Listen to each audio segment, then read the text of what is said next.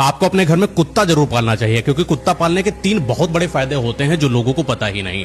जैसे कि आप अगर कुत्ता पालोगे तो आपको कोई बड़ा लोन यानी कि कोई कर्ज आपके ऊपर नहीं होगा। अगर आपके घर में कोई बिजनेस है तो भयंकर लॉस आपको नहीं होगा।